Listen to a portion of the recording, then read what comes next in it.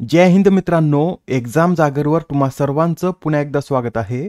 मित्रांनो, आजच्या चालू घडामोडीच्या सत्रात आपण नुकत्याच घडलेल्या घटनांवर आधारित MCQ ची प्रॅक्टिस करणार असून यातील एक एक प्रश्न अत्यंत महत्त्वाचा आहे. त्यासाठी व्हिडिओ शेवटपर्यंत पहा व आपल्या मित्रांसोबत सुद्धा शेअर करा, जेणेकरून येणाऱ्या एक्झाम मध्ये त्यांना सुद्धा याचा फायदा होईल.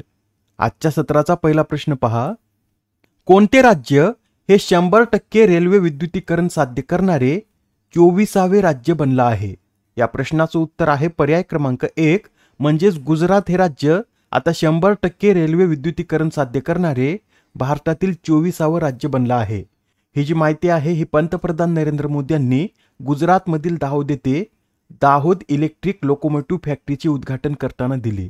या दाहोद इलेक्ट्रिक लोकोमोटिव्ह फॅक्टरीवर आधारित प्रश्न सुद्धा आपल्याला एक्झाम मध्ये विचारला जाऊ शकतो, कारण ही जी फॅक्टरी आहे या फॅक्टरीत मालवाहू गाड्यांसाठी भारतातील पहिले 9000 अश्वशक्तीचं लोकोमोटिव्ह इंजिन तयार करण्यात येणार असल्यामुळे यावर आपल्याला एक्झाम मध्ये प्रश्न विचारण्यात येईल.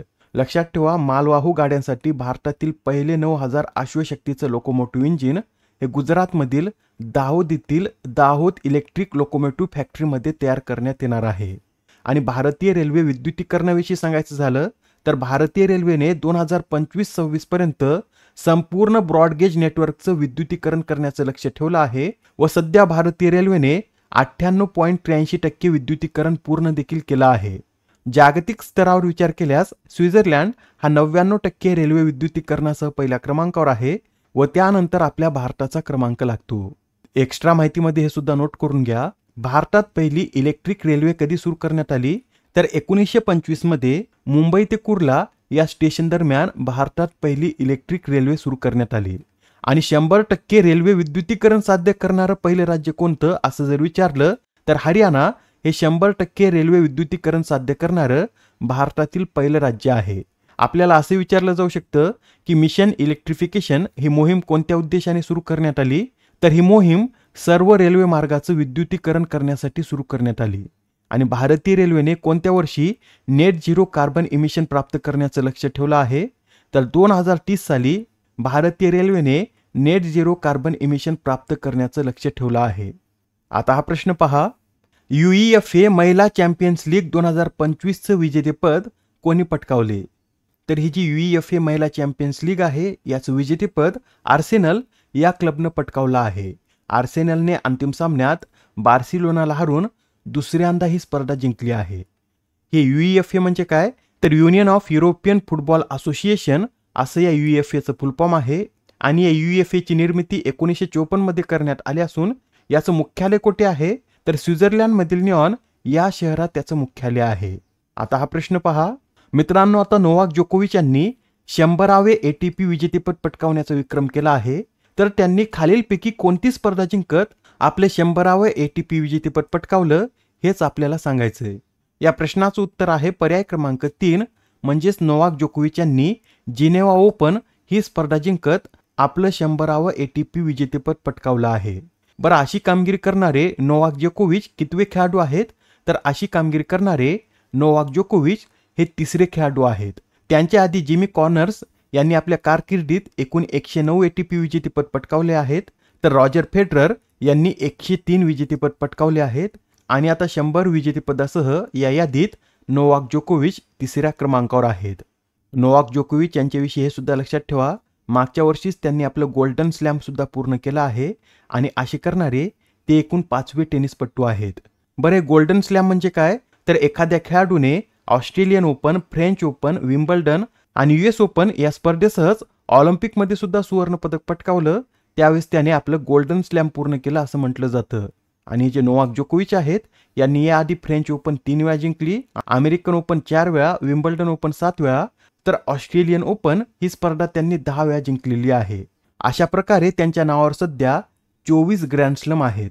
बरं, नोवाक जोकोविच यांना Laureus world sportsman of the year हा पुरस्कार किती वेळा मिळाला आहे, तर त्यांनी हा पुरस्कार 2012, 2015, 2016, 2019 व 2024 असा 5 वेळा पटकावलेला आहे. ठीक आहे, एवढे पॉईंट तुमच्या लक्षात आले असतील. तर आता हा प्रश्न पहा. माउंट एव्हरेस्ट हे शिखर सर्वाधिक 31 वेळा सर करण्याचा विक्रम कोणी केला? तर पुन्हा एकदा कामी रीता शेर्पा यांनी आपलाच विक्रम मोडत माउंट एव्हरेस्ट हे शिखर 31व्या वेळी सर करण्याचा विक्रम केला आहे. हे जे कामिरिता शेर्पा आहेत ते कोणत्या देशाचे आहेत, तर ते नेपाळ या देशाचे आहेत. बरं, तुम्हाला हे लक्षात आहे का, अलीकडेच आपण पाहिलं होतं की माउंट एव्हरेस्ट सर करणाऱ्या केंद्रीय औद्योगिक सुरक्षा दलाच्या पहिल्या महिला अधिकारी कोण आहेत, तर गीता सुमोता या CISFच्या पहिल्या महिला अधिकारी आहेत ज्यांनी हे शिखर सर केलं. आणि 8000 पेक्षा जास्त उंचीवरील 7 शिखरे सर करणारे पहिले महाराष्ट्रीयन कोण आहेत, तर जितेंद्र गवारे हे 8000 पेक्षा जास्त उंचीवरील 7 शिखर सर करणारे पहिले महाराष्ट्रीयन गिर्यारोहक आहेत. नेक्स्ट क्वेश्चन, भारतीय सैन्याद्वारे उत्तराखंडमध्ये पहिले कम्युनिटी रेडिओ स्टेशन सुरू करण्यात आले, तर या स्टेशनचं नाव काय हेच आपल्याला सांगायचं आहे. तर या रेडिओ स्टेशनला पंचशूल पल्स असं नाव देण्यात आलं. काय, तर पंचशूल पल्स असं या रेडिओ स्टेशनला नाव देण्यात आलं. आणि जे रेडिओ स्टेशन आहे हे उत्तराखंड राज्यात ऑपरेशन सद्भावना अंतर्गत सुरू करण्यात आलं. हे रेडिओ स्टेशन उत्तराखंडमधील पित्तोरगड येथे 88.4 MF रेडिओवर चालते. बरं, रेडिओचा शोध कोणी लावला, तर मार्कोनी यांनी रेडिओचा शोध लावला आहे. पुढील प्रश्न पहा, पहिली cherry cargo train Jammu Kashmir ते कोणत्या शहरापर्यंत धावेल. या प्रश्नाचं उत्तर आहे पर्याय क्रमांक 4, म्हणजेच पहिली चेरी कार्गो ट्रेन ही जम्मू काश्मीर ते मुंबई या शहरापर्यंत धावणार आहे. मित्रांनो, ही जी पहिली चेरी कार्गो ट्रेन आहे ही 3 जून रोजी श्री माता वैष्णो देवी कटरा या रेल्वे स्थानकातून निघेल, तर ती मुंबईतील बांद्रा या स्थानकापर्यंत धावणार आहे. हे जे कटरा ते मुंबई सुमारे 2028 किलोमीटर अंतर आहे, हे कापण्यासाठी या ट्रेनला 30 तास लागतील. आणि चेरी उत्पादनाविषयी सांगायचं झालं तर भारताच्या एकूण चेरी उत्पादनात जम्मू काश्मीरचा 95% इतका उच्च हिस्सा आहे. जम्मू काश्मीरमध्ये 5 प्रकारच्या चेरीचं उत्पादन घेतलं जातं. नेक्स्ट क्वेश्चन, अलीकडेच प्रकाशित करण्यात आलेल्या tested the remarkable power of resolve या पुस्तकाचे लेखक कोण आहेत. मित्रांनो, जे पुस्तक आहे हे पुस्तक पॅट कमिन्स यांनी लिहिलं असून पॅट कमिन्स हे ऑस्ट्रेलियन क्रिकेटपटू आहेत. लक्षात ठेवा, महत्त्वाचं पुस्तक आहे, येणाऱ्या एक्झाममध्ये विचारलं जाऊ शकतं. Tested the remarkable power of resolve या पुस्तकाचे लेखक हे पॅट कमिन्स हे आहेत. याआधी सुद्धा काही महत्त्वपूर्ण पुस्तके प्रकाशित झाली आहेत, ते सुद्धा आपण एकदा रिवाइज करून घेऊया. बंडारू दत्तात्रय यांचं जनता की कहाणी मेरी आत्मकथा हे पुस्तक प्रकाशित झालं. अरुण सिंगल आणि डॉक्टर देवेंद्र कुमार शर्मा यांचं Ramanujan journey of a great mathematician, Vijay Darda the churn, Dalai Lama voice for the voiceless, K Arumugam आणि एरोल डी क्रूज यांचं मार्च ऑफ ग्लोरी, तर अरुण शोर यांचं the new icon Savarkar and the facts हे पुस्तक प्रकाशित झालं आहे. पुढील प्रश्न, मैसूर सँडल सोपची ब्रँड अँबॅसिडर म्हणून कोणाची नियुक्ती करण्यात आली. तर आता मैसूर सँडल सोपच्या ब्रँड अँबॅसिडर म्हणून तमन्ना भाटिया यांची 2 वर्षासाठी निवड करण्यात आली आहे. मित्रांनो, मैसूर सँडल सोप ही एक जुनी सोप असल्यामुळे एक्झाममध्ये यावर प्रश्न विचारला जाऊ शकतो. त्यासाठी लक्षात ठेवा, मैसूर सँडल सोपची ब्रँड अँबॅसिडर ही तमन्ना भाटिया बनली आहे. आणि अलीकडेच नीरज चोप्रा हे ऑडी इंडियाचे ब्रँड अँबॅसिडर बनले आहेत. आजच्या सत्रामधील शेवटचा प्रश्न पहा, महिलांच्या आरोग्यासाठी आंतरराष्ट्रीय कृती दिन दरवर्षी कधी साजरा केला जातो. तर महिलांच्या आरोग्यासाठी आंतरराष्ट्रीय कृती दिन हा दरवर्षी 28 मे रोजी साजरा केला जातो.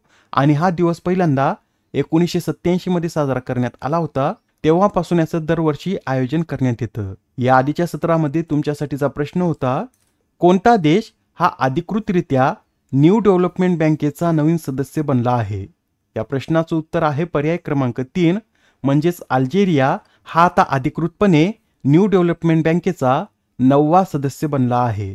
आजच्या सत्रामधील तुमच्यासाठीचा प्रश्न पहा, F2 मोनॅको स्प्रिंट रेस जिंकणारे पहिले भारतीय ड्रायव्हर कोण ठरले आहेत. आता या प्रश्नाचं उत्तर कमेंटमध्ये देण्याचा प्रयत्न करा. उत्तर चुकलं तरी काय हरकत नाही, कारण ज्यावेळेस तुम्हाला या प्रश्नाचं योग्य उत्तर माहीत होतं त्यावेळेस हा प्रश्न तुमच्या दीर्घकाळापर्यंत लक्षात राहतो. तर आता पुढच्या सत्रामध्ये पुन्हा भेटूया. धन्यवाद.